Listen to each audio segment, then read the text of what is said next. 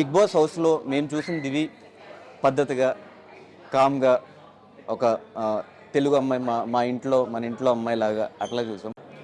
Cut చేసి బయటకు వచ్చిన తర్వాత కొన్ని రోజులు అదే మెయింటైన్ అయినా కూడా తర్వాత ఒక బోల్డ్ వీడియోస్ కానీ అట్లాంటి ఫొటోస్ కానీ ఈ చేంజ్ ఓవర్కి రీజన్ ఏంటి? Not bold Dhanush, it's not bold, it's my profession. నేను ఒకవేళ నా ప్రొఫెషన్లో నేను చుడిదారు వేసుకోవాలి, శారీ వేసుకోవాలి, స్కర్ట్ వేసుకోవాలి. And I'm not against anything. నేను ఇలాగే ఉంటా, నేను అలాగే ఉంటా, నేను ఇది చేయను, నేను ఆ రోల్ చేయను, అలా చేయబట్టే కదా ఆ తెలుగు అమ్మాయిలకు ఆపర్చునిటీస్ రాలేదు.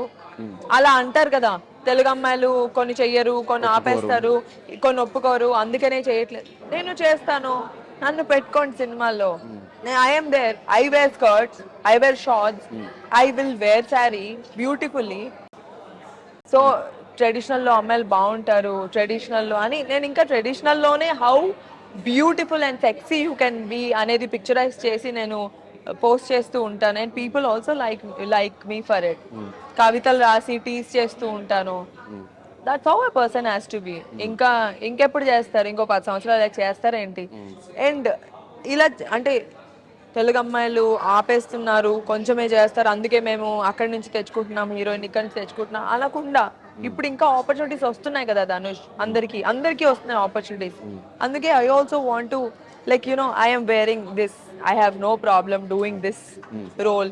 సీన్కి అవసరమైతే ఆ క్యారెక్టర్లో ఆ సిచ్యువేషన్లో ఏదైనా అవసరం ఉంటే చేయొచ్చు, ఆ డ్రెస్ కానీ ఏదైనా. So I have no problem. అలా ఫొటోస్ పెట్టిన తర్వాత ఒక మిడిల్ క్లాస్ ఫ్యామిలీ నుంచి దివి వచ్చింది తెలుసు అందరికి. ఫ్యామిలీ దగ్గర నుంచి రియాక్షన్ ఏంటి? దాని తర్వాత ఇన్స్టాగ్రామ్లో చాలా వేసుకున్నారు, చాలా ట్రోల్స్ అయినాయి ఆ ఫొటోస్ కానీ వీడియోస్ కానీ. ఆ కమెంట్స్ అని చూసినప్పుడు what was your reaction? No, basically మా ఫ్యామిలీ చాలా సపోర్టివ్ ధనుష్. మా ఫ్యామిలీ ఫ్రెండ్స్ లాగా. మా ఫ్యామిలీ సపోర్ట్ చేయకపోయి ఉంటే నేను అసలు ఇక్కడ దాకా వచ్చి ఉండేదాన్ని కూడా కాదు. ఎప్పుడైనా సరే నేను ఏం చేసినా మా పేరెంట్స్ తెలుసు. ఇన్ఫాక్ట్ మా ఇంట్లో వాళ్ళ ముందే నేను ఫోటోలు దిగుతాను, మా ఇంట్లోనే ఫొటోస్ దిగుతాను నేను. సో ప్రాబ్లం ఏం లేదు. మా పేరెంట్స్ చాలా సపోర్టివ్. మా పేరెంట్స్ నాకు ఎంతైతే ఫ్రీడమ్ ఇచ్చారో నేను ఎప్పుడు అంతే రెస్ట్రిక్టెడ్ గా ఉన్నా బయట ప్రపంచంలో. నీకు తెలిసి నేను బయట ఎక్కువ తిరగను, అందరితో తిరిగినా పద్ధతిగా సేమ్ ఇలా చుడిదార్లు వేసుకొని పప్పుకు వచ్చిన చుడిదార్. అవును. సో ఇన్స్టాగ్రామ్ వరకే అంటే ఫోటోలు ఎక్కడెక్కడైతే దిగొచ్చో అక్కడక్కడ because I want to show I am this. నేను ఇలా స్టైలిష్ గా ఉండగలుగుతాను, నేను ట్రెడిషనల్ గా ఉండగలుగుతాను. జనరల్ గా ఏ అబ్బాయికైనా అమ్మాయి ట్రెడిషనల్ గా ఉంటేనే నచ్చుతుంది. నేను ట్రెడిషనల్ గా చూపించుకోవడమే ఇష్టం. ఒకవేళ ఒక అబ్బాయి నన్ను చూసినా, నాకు ఒక అబ్బాయి నచ్చినా కూడా వాడు నన్ను చాలా పద్ధతిగా చూడాలి. ఈ అమ్మాయిని పెళ్లి చేసుకోవాలిరా అని అనుకోవాలి, అనుకోకూడదు. అలా అనుకోవాలి, అలా అనిపించాలి. అండ్ నాకు తెలిసి నా ఫ్రెండ్స్ ఎవరైనా నేను ఒకవేళ ఎవరితోనో క్లోజ్ అయిపోయినా, ఎక్కువ మాట్లాడినా, వాళ్ళు నెక్స్ట్ ప్రేమించే ప్రపోజల్ ఉండదు, పెళ్లి చేసుకుందామా అనే ప్రపోజల్ ఉంటుంది. I also want that. అందుకనే. అండ్ ఫొటోస్ దిగే సిచ్యువేషన్ ఎలా అయితే నేను ఇన్స్టాలో పెడతానా, ఒకవేళ నాకు ఆపర్చునిటీ వచ్చింది, వేరే కంట్రీ వెళ్ళే ఆపర్చునిటీ వచ్చింది, లేకపోతే ఊటీ షూటింగ్ వెళ్ళిన ఆపర్చునిటీ వచ్చింది, ఎప్పుడు నేను ఆ ఛాన్స్ వదులుకోను ధనుష్. ఎన్ని ఫోటోలు అంటే అన్ని ఫోటోలు దిగేస్తా. గోవాకి వెళ్ళిన ఫోటోలు దిగేస్తా. ఇక్కడ వేసుకోలేను బట్టలు, ఇక్కడ వేసుకోలేను. అప్పుడు ఫ్రెండ్ బర్త్డేకి వెళ్ళాను. అదే సో వస్తా మేము ఇక్కడ వెయిట్ చేస్తా నేను అసలు నేను ఈ బర్త్డేకి వచ్చాను ధనుష్. నేను మళ్ళీ కలవలేదు కదా. సో అలాగా నేను ఏ ఛాన్స్ మిస్ చేసుకోను ఫోటోలు పెట్టే ఆపర్చునిటీ. కానీ నెగిటివ్ కమెంట్స్ వచ్చినప్పుడు, నెగిటివ్ కమెంట్స్ ఫస్ట్ లో వచ్చాయి ధనుష్. సో మనం ఎంత గొప్పగా చేసినా, ఎంత గ్రేట్ యాక్టర్ అయినా, I'm nothing. Top actors, let's speak about the toppest actors, వాళ్ళకు కూడా పాజిటివ్ నెగిటివ్ అనేది కామన్. నన్ను ఇష్టపడే వాళ్ళు నిన్ను హేట్ చేయొచ్చు, నిన్ను ఇష్టపడే వాళ్ళు నన్ను హేట్ చేయొచ్చు. అంత మాత్రాన అంటే వాళ్ళకి ఇంకొకరు ఇష్టం కాబట్టి మనల్ని బాగా అంటే అలా చేస్తారే. కమెంట్స్ చేస్తారు కదా, వాళ్ళు ఆ స్టేజ్లో లేరు కాబట్టి దే కీప్ కమెంటింగ్ నెగిటివ్. ఇప్పుడు Dhanush is a very good anchor. I have seen you. నిన్ను చాలా సార్లు వైరల్ అవ్వడము, నీ వీడియోస్ నేను చూశాను. నువ్వు అంటే ఇష్టం లేని వాళ్ళు, అంటే ఇంకొకళ్ళు అంటే ఇష్టం ఉన్న వాళ్ళు నీ పైన నెగిటివ్ కమెంట్స్ చేయొచ్చు. అవును. అమ్మో వీడు ఎక్కడ తోపు అయిపోతాడు, వీడు ఎక్కడ ఇదైపోతాడు, వీడికి అంత సీన్ ఉందా, తీసుకోలేక వీడు కొంతమంది టాప్ అయిపోతాడా, వీడు అంత తోపా, అలాగా కొంతమంది తీసుకోలేరు. అది ఎంత పాజిటివ్ థింగ్ తెలుసా. You have to be very happy that people are not able to take it. మనం కూడా చాలా మిడిల్ క్లాస్ నుంచి నార్మల్ ఫ్యామిలీస్ నుంచి వచ్చిన వాళ్ళము. ఒకరు తిట్టుకున్నా పొగిడినా అది మన మంచికే. అండ్ పొగిడితే హ్యాపీగా ఫీల్ అవుతాం, తిట్టుకుంటే వదిలేస్తాము. కొన్ని రోజుల తర్వాత ఫీల్ అయిన మనమే కమెంట్స్ చూస్తే ఏం అనిపించదు.